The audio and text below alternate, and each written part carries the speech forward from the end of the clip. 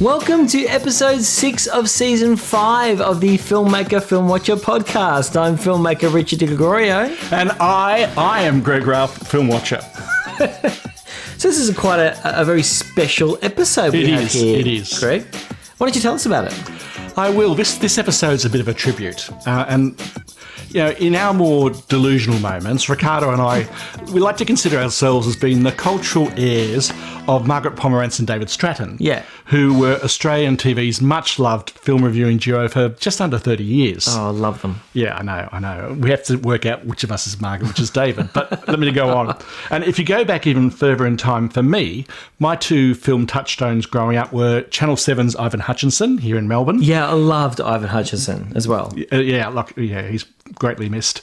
And America's Leonard Maltin, who our tribute is to in this episode. Now, Leonard Maltin's movie guide, which you may or may not be familiar with, published 1969 until 2014, was seminal in the lives of people like ourselves. Oh, you know. My parents bought our first copy back in the mid-70s, and it was cram-packed, and it had pride of place as far as I was concerned on the bookcase in our living room. It was consistently looked at, and you just went through all the reviews and the things you disagreed with. You go, "Oh, Leonard Maltin," but then you'd agree with him on it. That was it. Not often. I wasn't. You were more of an agreeer. I wasn't always aligned with him on Australian films, but American and British by and large, And it was really great because you'd have to choose what movie you'd watch one night or in the daytime because there'd be competing channels, and you could only back in those days you could only watch things like that in real time. You had to choose. Yeah. And as you said, I usually agreed with his assessment of films. He rated them out of 4 stars. And in those days, before you had all the ready availability of information now on the internet, he was a key guide in my filmic education, such as it is. Yes. And more recently, I've been listening to the podcast he does with his daughter, Jessie, called Maltin on Movies.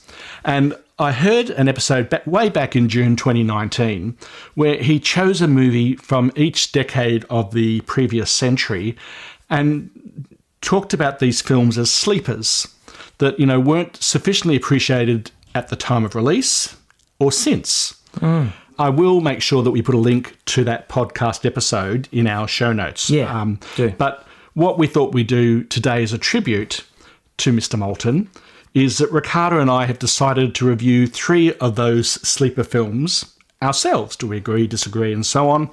And so we've affectionately titled this episode Sleeping with Leonard, with apologies to Alice, Mrs. Maltin.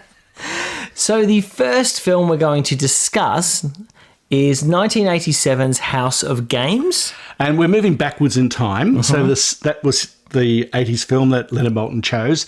Then we're jumping back to the 60s, and we're doing 1960s Disney film Pollyanna. Yeah, and then we're going to finish on the 20s, a 20s silent film, which he discussed called The Last Command. 1928, yes. Greg, do you want to kick us off with House of Games? This film was David Mamet's directorial debut. The script hot on the heels of his other big screenplay of 1987, Brian De Palma's remake of Eliot Ness and The Untouchables. House of Games starts with jaunty piano music over the credits and then visually opens on a hard stone wall. The implication seems to be that while there may be jolly things about to happen, there'll always be a hard surface not far beneath it all. Beyond the wall, we meet Dr. Margaret Ford, Lindsay Krause, a psychiatrist specialising in obsessive-compulsive disorders. Although she cares deeply about her patients, she herself is remote to others and consumed by her work.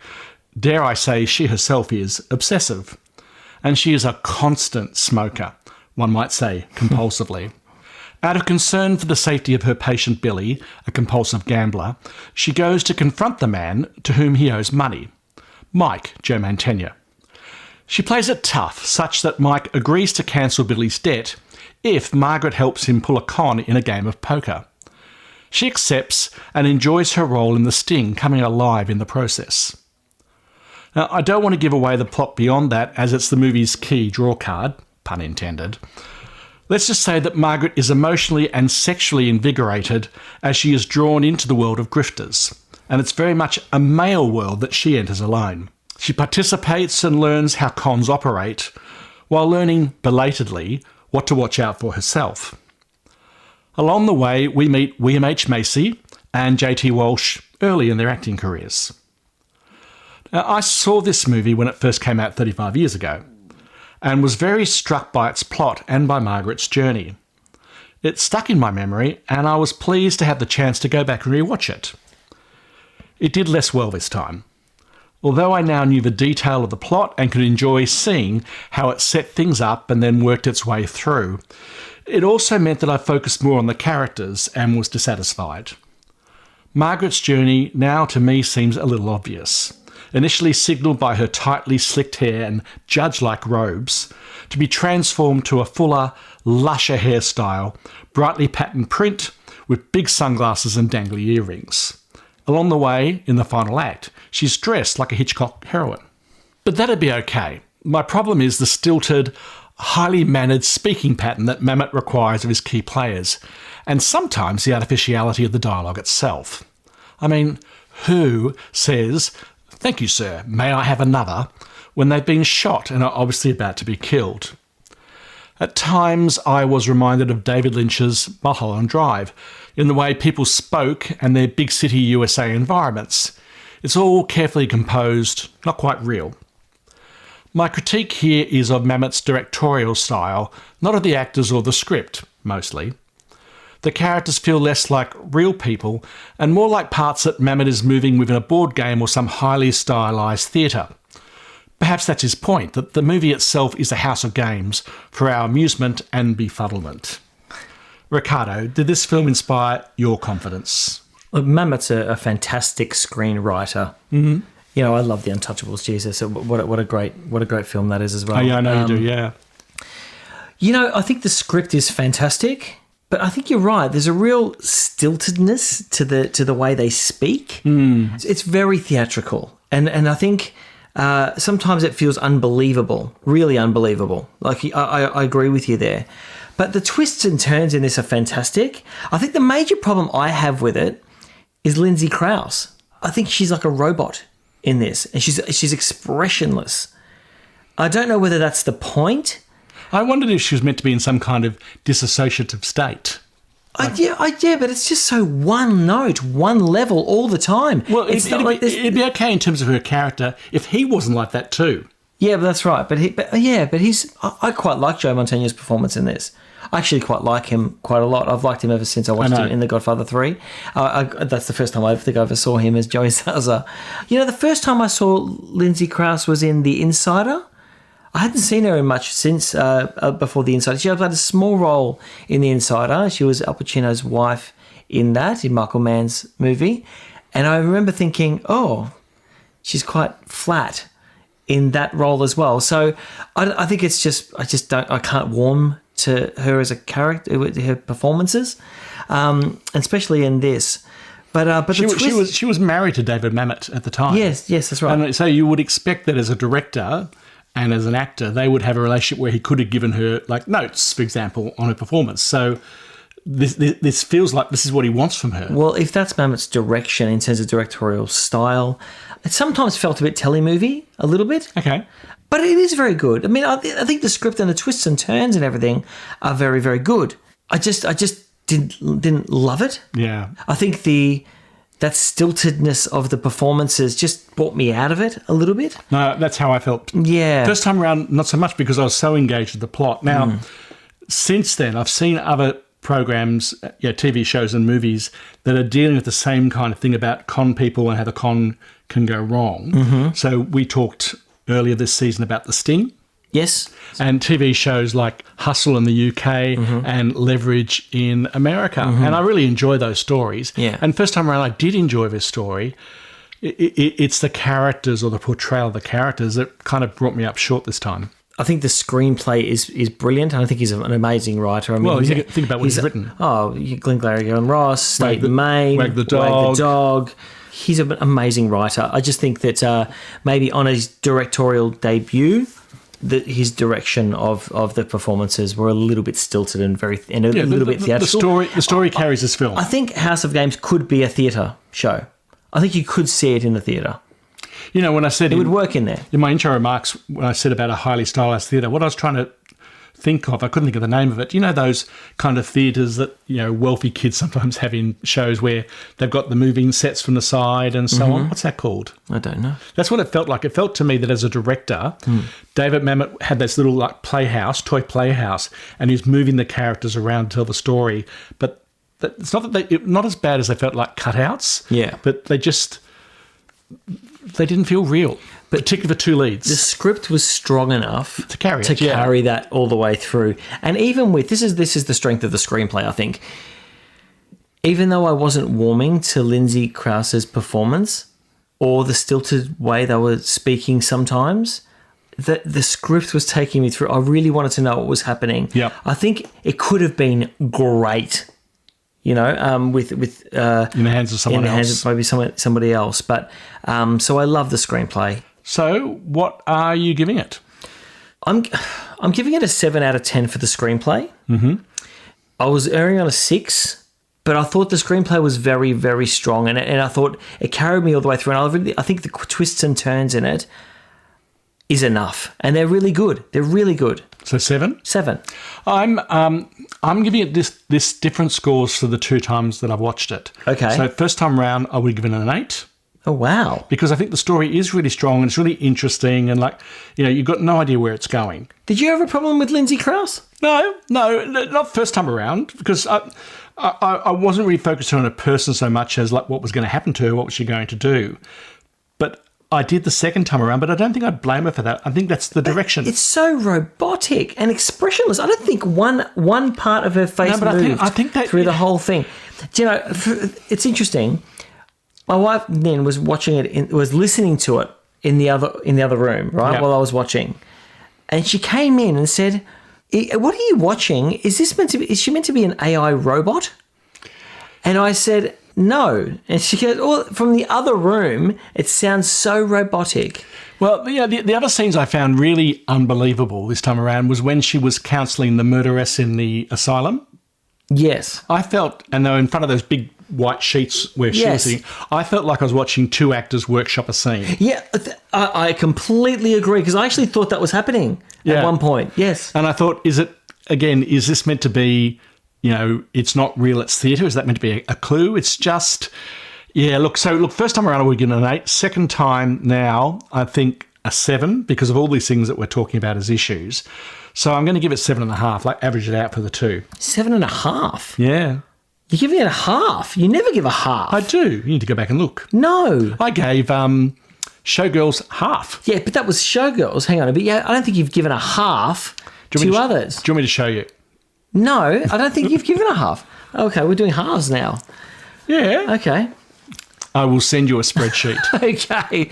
But look, I think don't let these things put you off. It is actually quite a good film. First viewing. You will get something out of it, because it does have some really good twists. So moving swiftly on to our second film, our second sleeper for Mr. Maltin. Why don't you tell us, Ricardo, about Pollyanna? Written and directed by David Swift, Pollyanna is a 1960 Disney film based on the novel of the same name by Eleanor H. Porter. The film follows the story of an orphaned girl named Pollyanna, Hayley Mills, in the first of 6 movies made during her 5-year contract with Walt Disney. Pollyanna's story is a simple tale, but a really lovely one. After her parents' death, she is sent to live with her strict and stern wealthy aunt, Polly Harrington, Jane Wyman.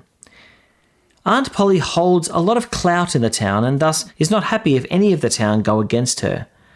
She feels a pressure to uphold her family name. She takes in Pollyanna solely out of obligation rather than out of kindness or love. She and the town do begin to change, however, when Pollyanna comes along, because Pollyanna is a wonderful spark of a character. Through her upbeat and cheery outlook on life, even though she experienced such loss, she's able to help her aunt and the people in her town find joy in life. She's a symbol of cheerfulness and resilience.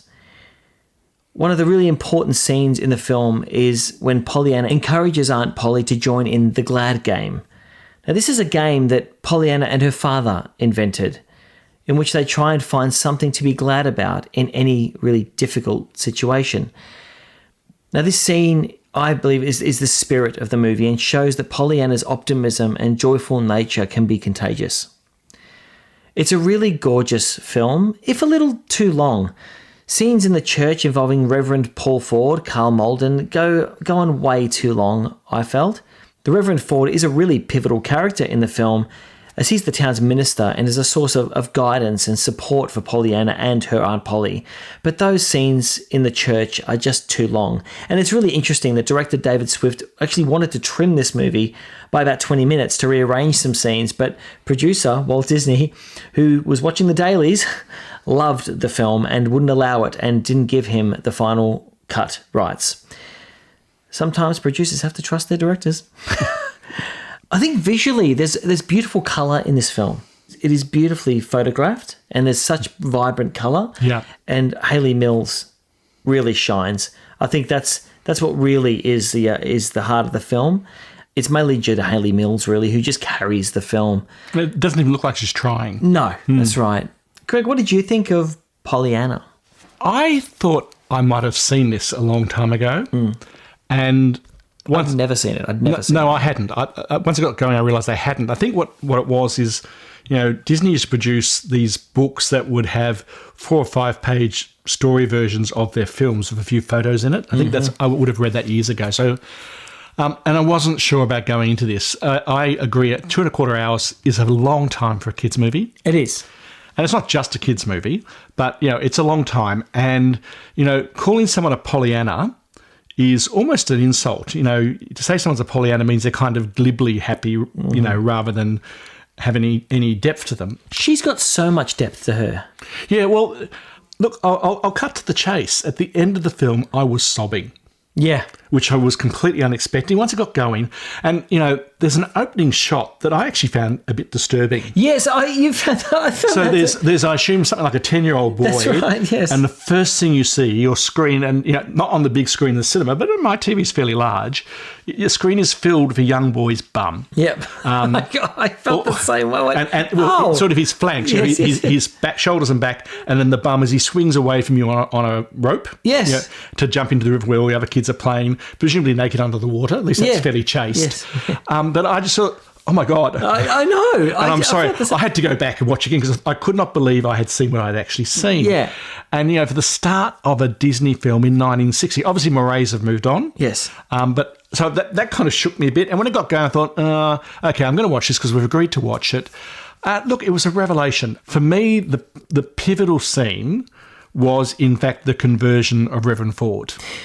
So yes, I think he's, like I said, he is pivotal, and I really love the character. But look, it didn't occur to me, but maybe it could have been trimmed. And when I sat down to watch it, and I thought, 2.25 hours, I might watch this in 2 bits, and I just kept going. It's that angry sermon he does. I know what you're referring angry to. But I think they're setting it up for what follows. Of course. But there's a scene where Pollyanna takes a note to him from her aunt, who controls his sermons and what reading choices he'll make to bring down, hellfire and brimstone on the parish every Sunday to inspire them to have good lives. That's right. And she takes this note up to him in in fact, it looked very Australian, like in the bush. In fact, it really did actually. Very because Australian. It actually looked like it was in Horsham or something, or around that sort of area, and it could be shot out there. It did look, yes, we commented on that, myself. And so did we. And without light, and without trying, she turns his life around. Very, very simply. Yes. And as she does everybody. Yeah, but his was the most powerful, I thought. Yeah. I mean, she turns around Mrs Snow, Agnes Moorehead, who I always love to watch, and others. I just found that scene very, very powerful. Like the way you go back to him a little bit later, his wife goes up to him and he's kind of on his knees and he's been broken by this experience. Absolutely. And has this catharsis or metanoia of the spirit. And he's wonderful. He's always wonderful. He's always great. And he makes a good priest too. Like he played a priest in an episode of West Wing, when he's much, much older. Yeah, right. It was a great episode. So that's when the film was interesting and, I was enjoying it. But that's when I think, moved to a deeper level in the story. And the reason that I was sobbing at the end is that, to me, the end of the film is very, very like the end of It's a Wonderful Life. the person who has been the beacon of good for the community. She's less knowing about it, perhaps, than Jimmy Stewart in Capra's film. But she has changed people around her by her innate goodness. And then she hits strife. I'm starting to get teary now, but I agree. I completely. then, I was crying too. Yeah, I was doing that kind of sobbing kind of thing. Yeah. My wife was, she enjoyed it, but she was obviously less emotionally engaged than I found myself being. But I was crying. I was crying at the end. It. Yeah, Oops. I mean, by the end of it, you really, I don't know, it takes you by surprise a little bit because you're watching it, and then suddenly you find yourself crying at the end, and you're like, oh God, I didn't realise I was getting affected so much by the story, and I am, because she's so good. Oh my God. You know what it also reminded me of, as well as It's a Wonderful Life, it reminded me of To Kill a Mockingbird, even though it predates it by about 2 years. Yeah, okay, yep. You know, that small town America and the community. I mean, obviously it's a much more troubled community in To Kill a Mockingbird, but the children who move it and who unwittingly cause transformation. Yeah. But much, much, much more strongly associated in my mind with It's a Wonderful Life. Absolutely. And there's lots of scenes in there I really love. And I love the carnival scene. It's so joyous. And, you know, they've got all these watermelons. Like, they're giving watermelons out at this carnival, which are like huge, big watermelons. It's like slices. They're not so slices. red. Yes. I thought, are they real? No, they're really red, but also they give like a quarter of a watermelon for someone to bite it onto, and that's like fairy floss back then. And then you've got corn on the cob, and all these, like, instead of popcorn, it's corn on the cob. Yeah. and this, it's just a wonderful atmosphere, and it just feels so joyous. And I love it that all the way through the carnival they're saying, you know, where's Pollyanna? Where's Pollyanna? And we haven't talked about the little boy and the older Mr. Pendergast. Mr. Pendergast. This is Adolf Menju's last film. Was that his last film? Wow. I love it. I love that story as well. I love how it began. I loved the whole, you know, the crystals and the light and the rainbow on the walls, and then how that relationship grew. It was beautiful. Did you recognise the actor who played Tommy, Kevin Corcoran? No. He's the little brother from Old Yeller. Was he? Yes, I knew I'd seen him. He was in so many Disney films. I knew I'd seen him. Swiss Family Robinson. I knew I'd seen him. Yeah, like he was one of those Disney faces, sort of in the 60s. Yes, of course. The other thing I really loved in the bazaar, the carnival scenes, was when Mrs. Snow, Agnes Moorehead, manipulates the lucky dip so that Pollyanna gets what she always wanted, which becomes important in terms of the plot. It does, yes. But the fact that, you know, that was the thing that she didn't get when she and her father had created the Glad game. Yes. That Mrs. Snow had been herself so... I'm getting teary. Oh, I'm getting tingles, Greg! had been so transformed by Pollyanna that she knows what her heart's desire is, and she makes it happen. Like I completely agree. When you're talking, let's just stop and get some tissues. I'm getting tingles as well, because really, it is beautiful. This is a really lovely film. Did you know this is actually a remake? There was an earlier version. Was there? There's been a remake since, but there was a 1920-something silent version with Mary Pickford. Was it Mary Pickford? Yes, and it's on YouTube. Really? I watched a little bit of it in prep, and the scene I watched is she's had the accident. In the book and in the other film, so Pollyanna has an accident. I won't spoil it. She has an accident. I won't say what it is or how it happens, and it's done differently in the book and the original film. Right. And there's this like, it was a bit funny. It was meant to be a scene where Pollyanna's in a wheelchair, and Tommy says, one day we'll get married when we grow up, and he gives her a ring. Yeah, they're both meant to be like, 14, 15. It's like a promise ring. And then two funny things happen. One, which was meant to be funny, it ends on where the two of them are grown up. His aspirations to be a tram trolley driver. And I think I counted 12 kids who got on with their mother onto the tram. But the bit that wasn't meant to be funny is that he gives her the ring, and then he runs and hides behind a tree because he's a teenage boy. Yes. And he's asked her to close her eyes, and she opens her eyes and she sees the ring and puts it on her finger. And he's peeping around the tree, trying not to be seen, but to see what's going on. And then, miracle of miracles, she gets up out of her wheelchair and staggers around like a zombie. Look, I'm laughing because, that at least that scene wasn't all that well done. Yeah. But in complete contrast with the Disney one. No, this is a stellar movie. It's really lovely. I can't believe I'd never seen it. But you've really got to. It predates our childhoods. It was kind of a Disney classic that had been and gone. God, it's on Disney Plus. No, now it is. But when we were in the target that's group. That's right. So I would definitely give Pollyanna a go. Watch it with your kids. Watch it with your family. It's a really lovely film. It shook both of us in a good way. It did. I mean, Pollyanna herself. I mean, Hayley Mills really does. It's not just the cast or the town that she affects. She affects us as an audience. Yes, and that's the beauty of the film, because it's not. It's like I said to you. It was it sort of comes up on you how much you're affected by this movie, and I think, and it's her. It's what she does to not only them, it's us as well. Well, before we get on to our scores, I just want to share one more little fact. Yeah. So Hayley Mills won what used to be called the Juvenile Oscar. Yes. I'd never heard of this before. I'd never heard of that either. So the official name is an Academy Juvenile Award, but known as a Juvenile Oscar, given on occasion at the discretion of the Academy's Board of Governors to a juvenile performer under the age of 18 for their outstanding contribution to screen entertainment. Now, the first one was Shirley Temple, surprise, surprise, when she was 6 years old. Yep. There are a few over the years, and Hayley Mills scored the last one in 1960 for Pollyanna. And thereafter, a couple of years later, Patty Duke, who was 16, won Best Supporting Actress for The Miracle Worker, the Helen Keller story. Right. And thereafter, the category was dropped in favour of, and it's only happened, I think, 3 times. 3 times. All Best Supporting Actresses. Tatum O'Neal for Paper Moon in 73. Yeah, and Anna Paquin for The Piano in 93. Yes, yep, that's right. So they dropped it, but the performance of Pollyanna at that stage was just seen as, I think, so extraordinary that this occasional award was given to her. And I think that's just testament to her work and to the film. Absolutely, I completely agree. So out of 10? I'm giving it a 9. Me too, actually. Yeah, I'm giving it a 9. I wrote to myself, 9 out of 10. I was weeping copiously at the end. Yeah, and I think the only reason it's not a 10 is, to me, just the length a little bit. It could have been trimmed a little bit. And I did find Richard Egan, who played Dr. Chilton, I found him quite wooden. The love interest of the aunt. Oh no, I really liked him. No, I just felt like there was someone who should have been more engaging.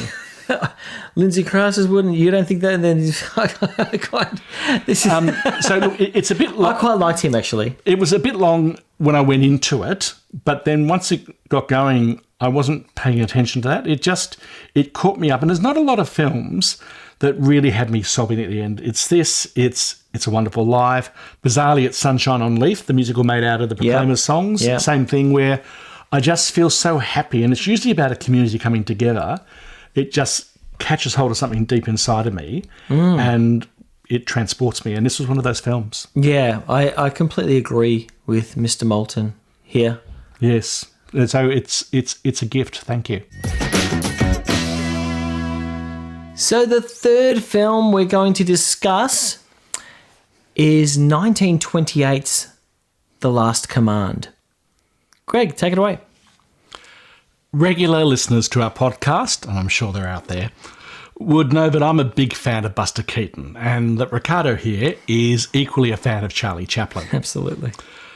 With the obvious exception of 1927's The Jazz Singer that we reviewed at the start of this season, I'm less familiar with silent dramas, although I know that D.W. Griffith's Intolerance is one of your treasured films, Ricardo. Oh, absolutely. So I wasn't sure how I'd go with this hour-and-a-half silent drama, whether I would stay attentive to it and be engaged. Well, The Last Command is divided into 3 sections. A 1-hour flashback middle section during the 1917 Russian Revolution, bookended by sequences in present-day Hollywood, 1928, just before the dawn of the talkies age. It tells the story of His Imperial Highness, the Grand Duke Sergius Alexander Emil Jannings, cousin to the Russian Tsar and general in his army. Now, I hope that I'm pronouncing the character's name correctly. The trouble with silent films is that you never hear their names spoken. At the story's start, he has fallen on hard times, working in Hollywood as a film extra. He's picked from a pile of photos of extras to be cast as a Russian general by Russian film director Leo Andreev, William Powell. After a bit of a slow start, the The film took off for me when Sergius arrives at the studio for work, joining the breadline of Hollywood in a frenetic queue of men jostling to collect their costumes. This sequence was an eye-opener for me, dispelling any romantic notions of early Hollywood filmmaking. The highlight here was a long tracking shot as Sergius fights through a series of windows to collect his uniform, boots, cap and gun before tightly cattle queuing into the makeup area. Great shot. Director Joseph von Sternberg uses this sequence to introduce some comedy, with the surly throwing of uniforms from the back room up to the counter. And he uses comedy with effect across the film to keep things moving. For example, where a Russian underling covets the general's fur coat, or when his top military men are eavesdropping at the door when he leaves the banquet hall to visit his lover in a side chamber. The lion's share of the story is about how Sergius captures and then falls in love with Natalie, Evelyn Brent, a revolutionary companion of Leo back before he was a film director, and about how Sergius ends up in such reduced circumstances in modern-day Hollywood. You're never too sure what Natalie is up to as she becomes the coquettish prisoner and then love object of the general, just as you're never sure what Leo is up to in casting Sergius as a general in his film set in that same Russian Revolution. Well, I shouldn't have worried about how I'd go with the silent drama. I was captivated. It was visually splendid, with nice use of facial close-ups, such as Natalie's eyes carefully scrutinising the room of celebrating enemy soldiers over the rim of her champagne glass. From a slow start, Natalie became quite a compelling figure. And there were other strong visuals, such as a man being hung in the street, or the revelation of a half-hidden gun to the audience. And I loved the war room's huge wall map and ridiculously high ladder. Yeah. The film was epic in nature and reminded me of Warren Beatty's Reds, which we reviewed back in season 3, set in the same revolution. I had the feeling of watching a genre being defined, telling a story so close in time to the history it's portraying. Emil Jannings won the first leading actor Oscar for his performances in 1928, including this. The following year, von Sternberg directed him in The Blue Angel as a vehicle to bring him into the world of talkies, but he was eclipsed by Marlene Dietrich in a career-making performance. Later, Jannings fell into disfavour after dedicating his acting skills to the Nazi regime. Yeah, I know. It was fascinating, though, to see how The Last Command juxtaposed the real and the filmed versions of Russian history, while knowing that both were in fact artificial. I genuinely didn't know how the film would end. Suffice to say that I found the end very moving. So, thank you, Leonard. You accomplished your podcast goal with this, and I think with Pollyanna, of bringing underappreciated films to an audience. If no one else, Ricardo and I, and maybe through us to other people as well. But Ricardo, was that your experience? Oh, yeah, it was. It was. In fact, I can say that ditto to what you've said. I'd never seen this. I'd never heard of it at all. It's on YouTube. So it's easy to watch. It is part of the Criterion collection. It really is a gem. The direction is just phenomenal. The visual nature of it. You're right. I found that a little bit slow to begin with.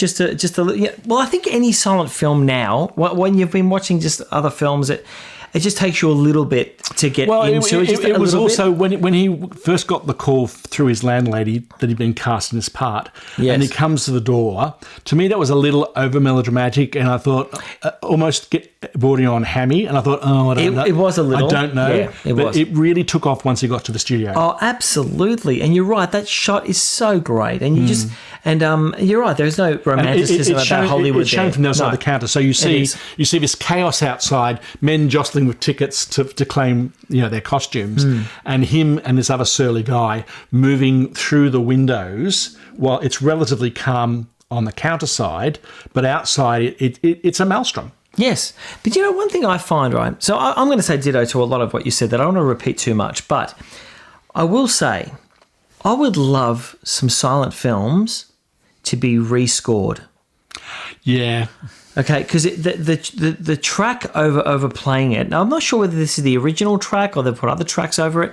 I'm not sure, but it might be a YouTube thing rather than a Criterion thing. We don't know. I don't know, but it's really, it's the same all the way through. And there's dramatic moments in there which have got the same music as the other moment, as not so dramatic moments. It's like something to occupy the audio channel. That's right. Yeah. Whereas I think if these were scored to heighten the dramatic impact of some of those moments, it would even be better. Yeah. Because because the visuals are so great, the storyline and the way it's told.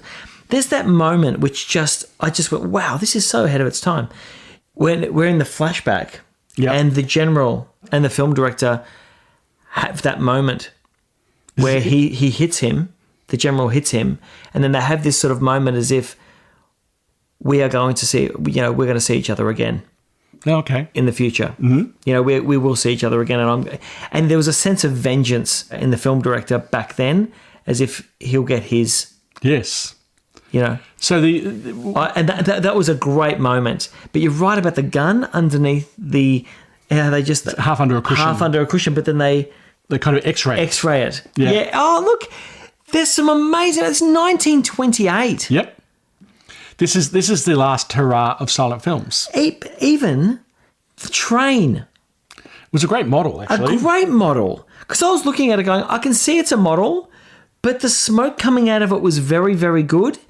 And even with I won't say too much, actually. I won't give away too much on it. But we'll say there's an accident. There's an accident. It's really well done. I was quite surprised by this film because there's so many filmmaking techniques in there which seem ahead of their time. Wonderful. It felt quite strange to me in this old silent film that the first thing you see is the Paramount logo.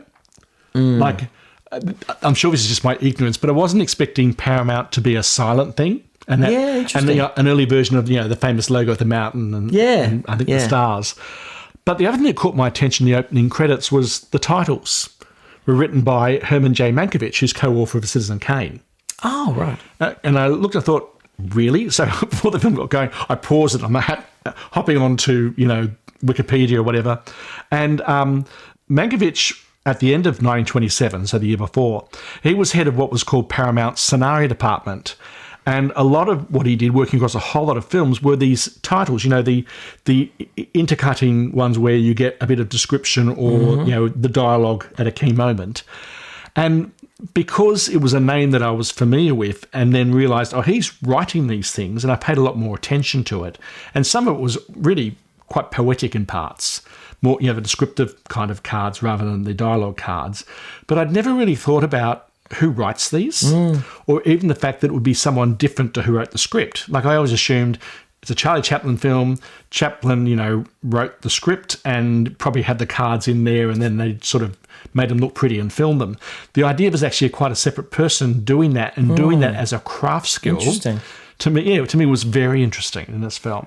But I think you're right with Natalie as a character. Yeah. I think she's the best character in the whole. She goes places. I think she's the best character. I think she and the general. Sorry, I think both. The general's great, and I like the general, but a couple of problems with his performance in it. I just think there's a lot of this one face looking like a bit of a Frankenstein, a little bit. In the present or in the past? In the present. No, he was much better in the flashback scenes. Much better in the flashback sequence, yeah.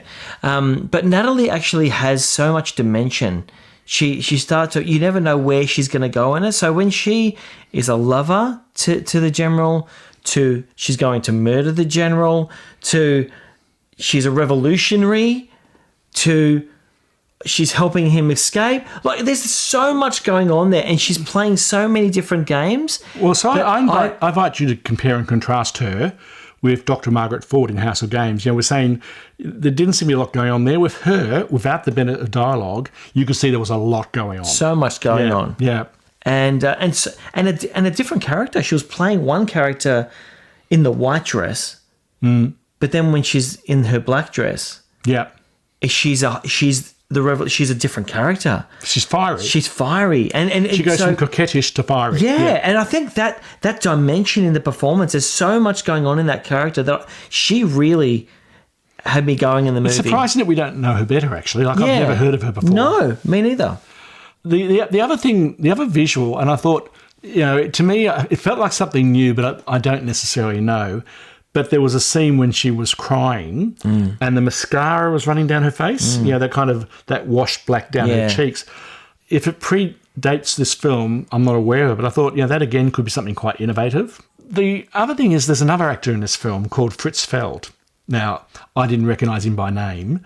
He apparently, because the cast list, for example, in IMDb, and maybe in the film itself, there's only about 8 actors mentioned, even though there's literally a cast of thousands. Yeah, right.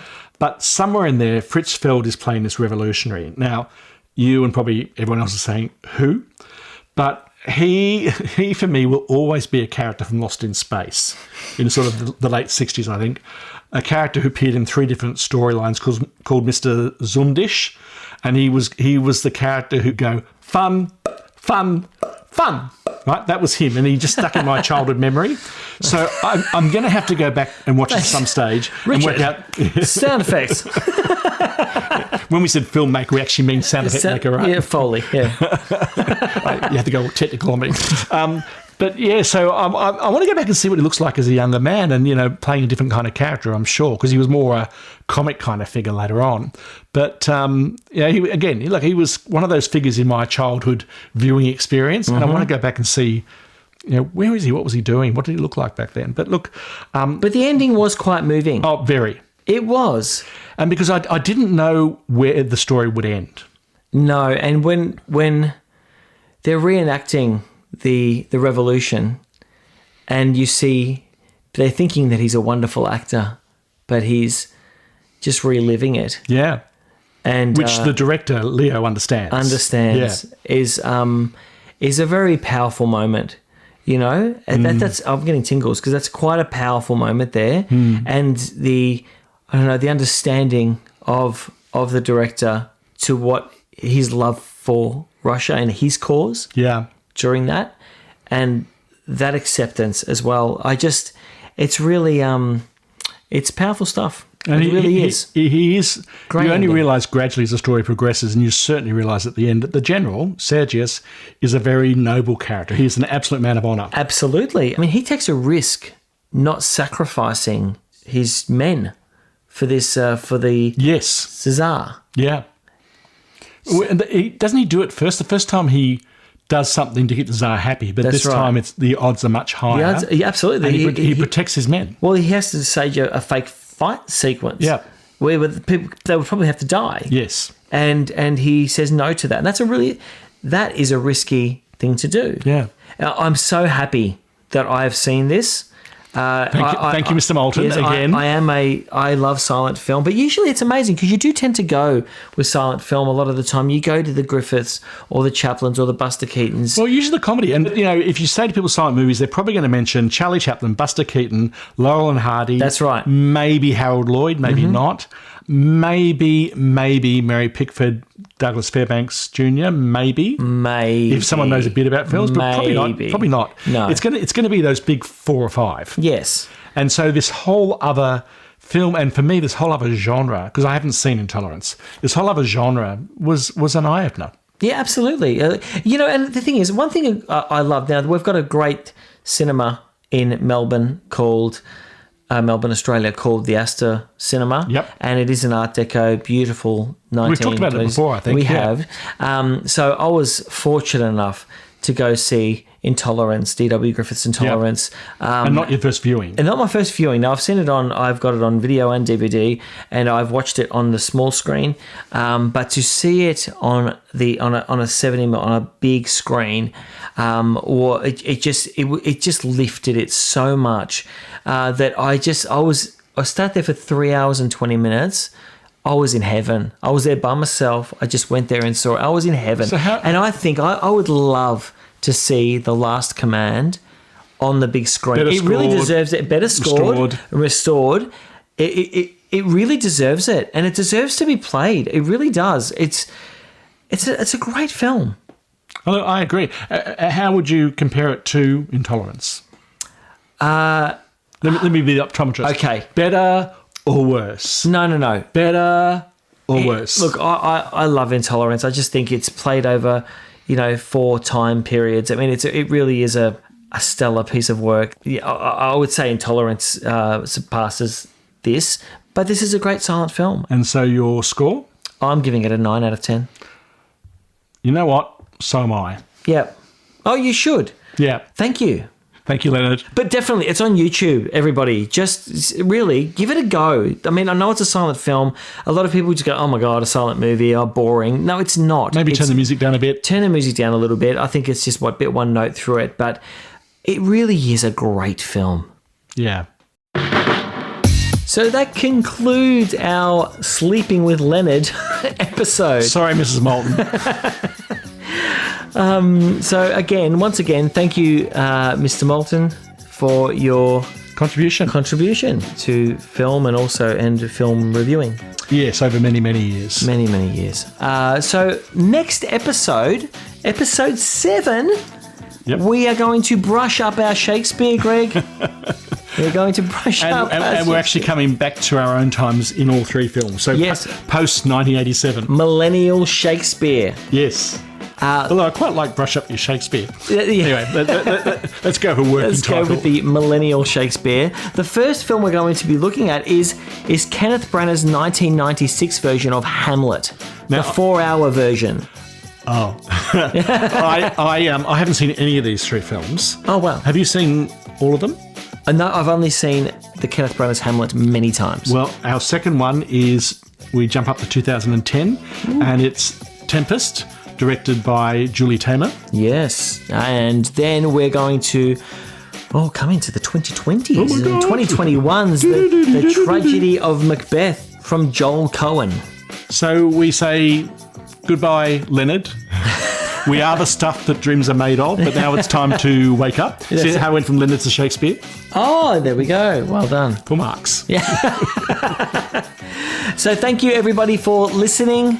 And look, whatever you're doing, put in your schedule those 2 last films, Pollyanna and The Last Command. Absolutely worth Easily watching. found. Disney Plus for Pollyanna. And YouTube for The Last Command. And the House of Games, I will give that a plug as well. You can find that on Apple TV as well. Yeah, but they're kind of, that's in kind of, our general range of films. These 2 are really standouts. They are standouts. So yes, YouTube and Disney Plus. Watch them.